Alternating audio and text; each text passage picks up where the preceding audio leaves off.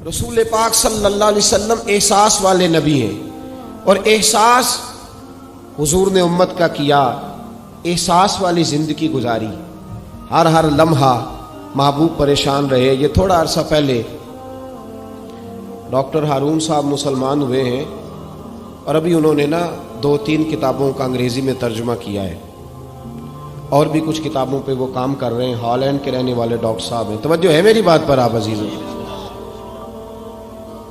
Doctor صاحب کہتے ہیں کہ میں نے یہ سنا تھا کہ مسلمان دہشت گرد ہیں، یہ بم بلاسٹ کرتے ہیں۔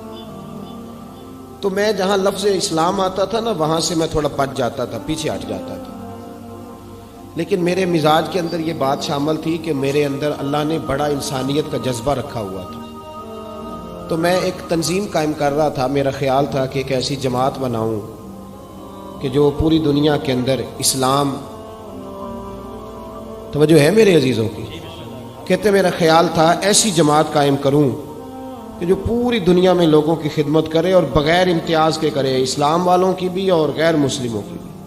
لیکن مجھے بڑا دھچکا رہتا تھا کہ مسلمان سخت گیر قوم ہے۔ میں نے بہت ساری جماعتوں کا منشور اور دستور منگایا، اور میں نے کہا میں اپنی جماعت کا دستور لکھوں گا تو پہلے ذرا سارا میں مطالعہ کر لوں۔ ڈاکٹروں کا ٹیبل ہوتا ہے، اس کے اوپر شیشہ لگا ہوتا ہے، نیچے وہ جو چیز ضروری ہوتی ہے وہ رکھ لیتے۔ کہتے ایک مصر کے مولانا صاحب آئے ہوئے تھے ہالینڈ کے دورے پر، اچھی انگریزی جانتے تھے، تو کسی وجہ سے علیل ہو گئے۔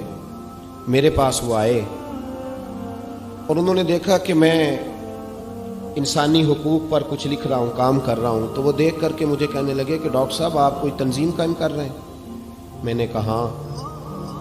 تو کہتے انہوں نے ہلکا سا ٹچ دیا، زور نہیں دیا، اور ویسے بھی جو ہلکی بات ہوتی ہے وہ ذرا دل میں جلدی بیٹھ جاتی ہے۔ کہتے ہیں ہلکا سا ٹچ دیا، کہنے لگے اگر کبھی موقع ملے تو میرے نبی پاک کی بھی سیرت پڑھ کے دیکھیں، بس ہلکی سی بات، اور وہ جملہ چھوڑ گئے۔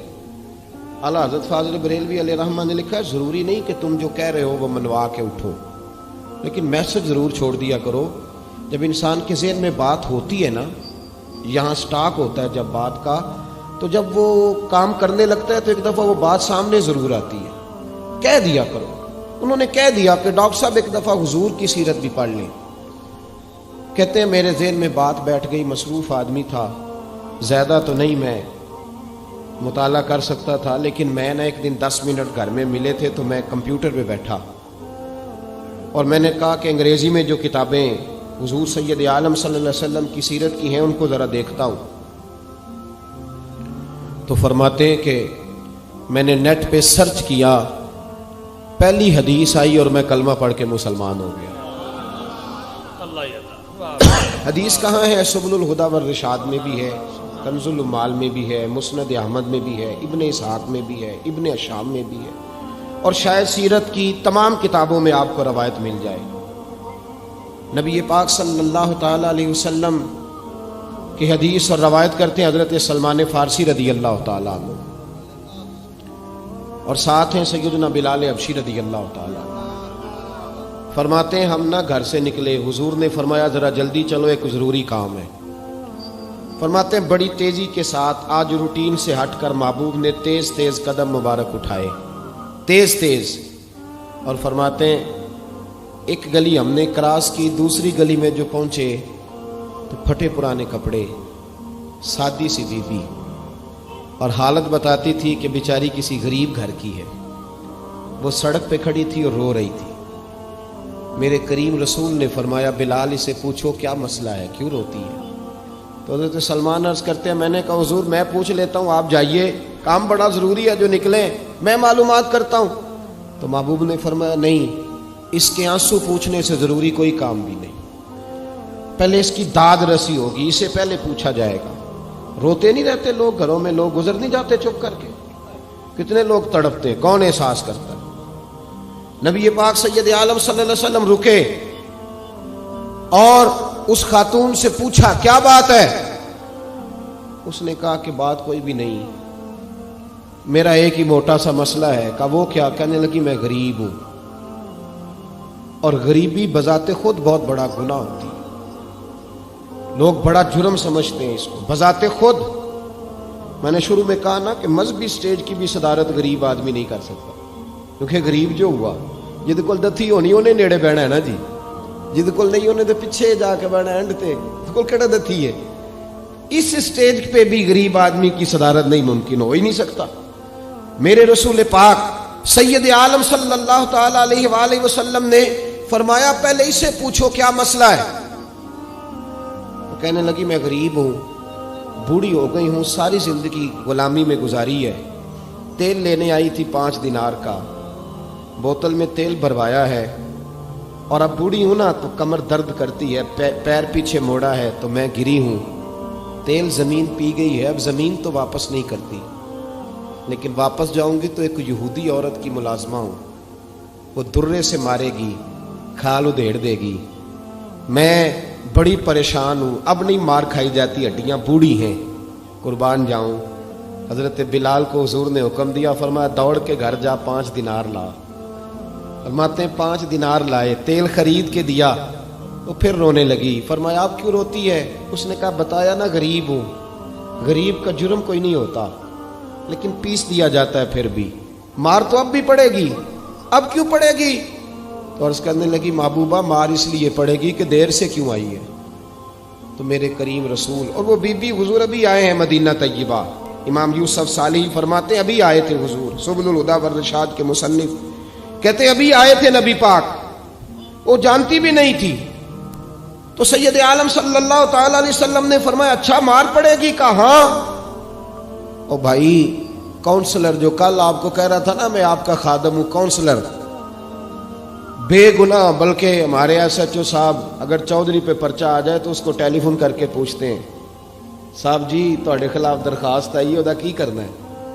تو غریب آدمی بیچارہ، اس کی غلطی یہ تھی کہ وہ غریب تھا تو اس نے ریڑھی لگا لی چوک میں، اس کو دبوچ کے لے گئے، تینوں پتہ نہیں اتنے نہیں کھلوئی دا، تو اس کے پاس کل انویسٹمنٹ ہی 5000 تھی، سارا لے گئے۔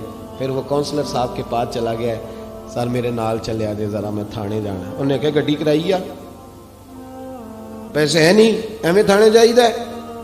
اب وہ گاڑی لایا ہے، پتہ نہیں کہاں سے لایا ہے، تھانے پہنچا ہے، اور یہ ہے ہمارا حال کہ وہ SHO بھی بیٹھا ہے کرسی پہ اور کونسلر بھی کرسی پہ بیٹھا ہے، اور وہ غریب پیروں میں بیٹھا ہے اور ہاتھ باندھ کے کہہ رہا میری ریڑھی دے چھڈو، میریاں 4 دھیاں نے تو میں شامی کھانا کھڑنا ہے۔ کدھر گیا امت کا وہ ذوق؟ ساری زندگی نعتیں سننے والوں بتاؤ تو صحیح نعت نے تاثیر کیا دی ہے روح کو؟ اگر ابھی بھی گھاڑی غریب کے پاس کھڑی نہیں ہوتی تو پھر کیا اثر ہوا ساری زندگی نعت سننے کا؟ میرے مصطفیٰ کریم سید عالم صلی اللہ تعالی علیہ وسلم نے فرمایا اس خاتون سے یہاں کونسلر ساتھ نہیں جاتا، کہتا ہے کر دیا ٹیلی فون، سویرے 9 بجے پہنچ جانا۔ پر کائنات کی سب سے معزز شخصیت حضرت سیدنا بلال حبشی رضی اللہ تعالیٰ عنہ فرماتے ہیں میرے نبی پاک نے فرمایا بی بی چل میں تیرے ساتھ چلتا ہوں، گویا اللہ کی ساری رحمتیں اس کے ساتھ ساتھ چلنے لگی۔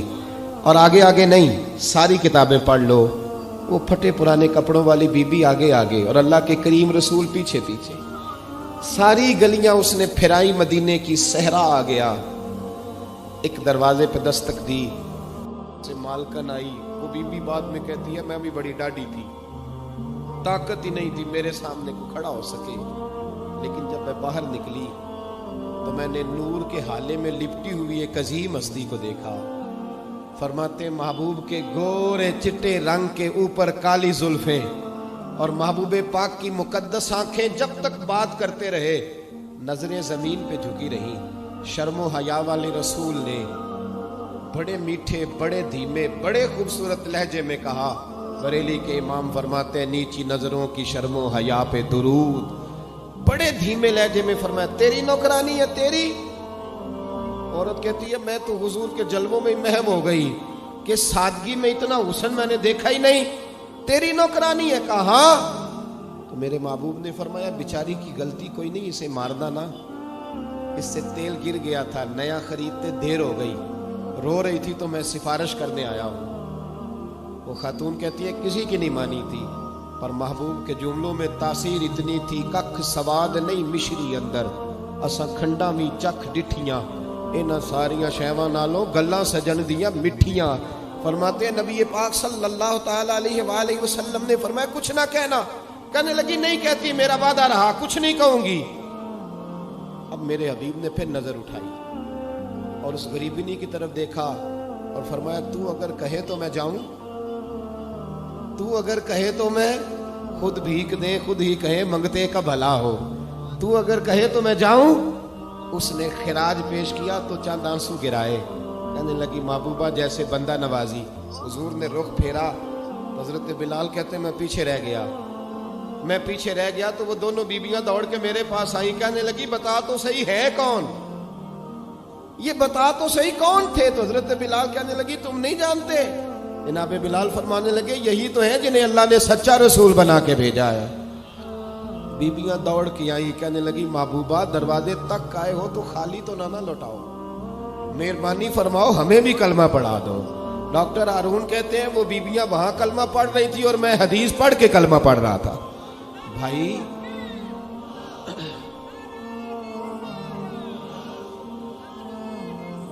اگر دولت احساس ہے نا پھر تو زندہ ہے. جو زندہ ہوتا ہے اس میں لچک ہوتی ہے، جو مر جاتا ہے وہ اکڑ جاتا ہے. اگر زندگی ہے تو پھر احساس ہونا چاہیے. اگر تیرے اندر زندگی ہے تو پھر احساس ہے، اور اگر تیرے اندر احساس نہیں رہا نا تو پھر زندگی زندہ دلی کا نام ہے.